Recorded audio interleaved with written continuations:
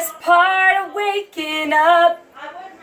Blackout brownies, they taste like you made them drunk. Seriously.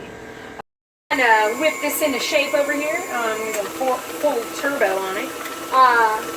So our second drunken banter date Mugu, obviously because I don't learn my lesson, because if you watch any of the other episodes or been reading the blog, they do, was one of those situations where you show up drunk, you've never met the person before, and you just, I don't even know. I don't even know how to explain this one. He swept me off my feet while dancing. What can I say? I appreciate a good two-stepping, and he threw me in the air. My legs went both like this.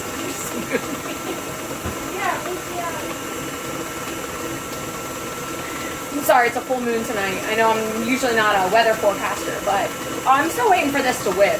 So we got this whipping over here. It is almost an egg whitey wonderland. Taking it slow, like a DJ, and not very suave. Hence the story. So, yeah, so this guy swept me off my feet, threw my legs in the air, like you just don't care. And I was set. Also, I started to black out again. And,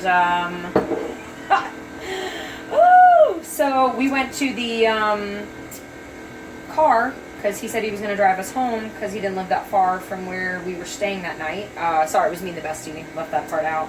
A couple of his brothers were there with him, not real brothers, and they're not in a fraternity. So we get in the car, and I know this from my best friend filling in the blanks, because you know when you have like a night where you grade out, and there's like all kinds of things that you can't really put in place. So that's what she's there for. They start driving, and she was like, and I'm like having the time of my life, and she's like, you don't have my address.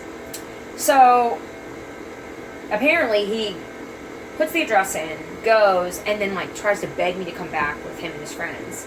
And I was like, that is not how this is going down. I came solo, unless I'm in Europe. I go home by solo.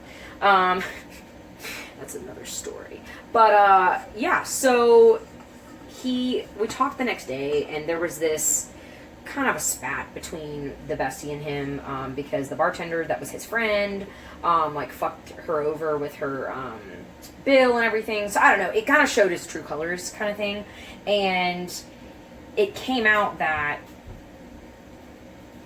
like, she brought to surface everything about the,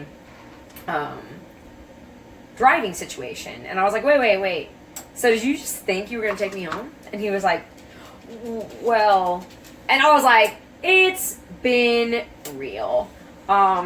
Because, I mean, if you look at the two stories, one of them, well, I guess they both took me home, so. But one of them treated me with respect and, like, was not going to do anything with someone that is that inebriated. So there are still good guys out there. Dates and Cakes is never about bashing all men. Never. Or sifting. Yeah. But I feel like that's a gentleman thing that you should, I don't know, if a girl is too wasted, that kind of, now granted, it should be on the girl's side to not get that wasted, but here we are. I have multiple stories about it, so I'm gonna do better. But I'm still gonna drink. So, Blackout Brownies, you know what? Taste the brownies, and we'll see what you think on the matter. It's not a take me home tonight kind of scenario. So, yeah, I'm getting blacked out, and at least I had my girl with me the second time. The first time, there was no hope. Like, that is still, I think that's why I went out with him the second time, the first guy, because I was just so thankful that he just, like, was, like, a decent human being, and I'm sure that might have been his, too. He's like, she didn't rob me. She's got to be good. We got it in the pan, and, let's get baking. Shake and bake. Alrighty then, our buzzer has rang. We are going to turn off the oven and leave it in there for 5 more minutes, 3 more minutes, 2 more minutes. And we're just going to let it vibe out. And yeah, this is the next blackout that I'm going to have. And it's going to be supervised. Until next time.